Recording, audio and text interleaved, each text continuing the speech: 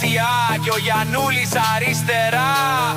Και τέλος ο καλύτερος Έλληνας ποδοσφαιριστής στην ιστορία, Γιάννης Κωνσταντέλιας.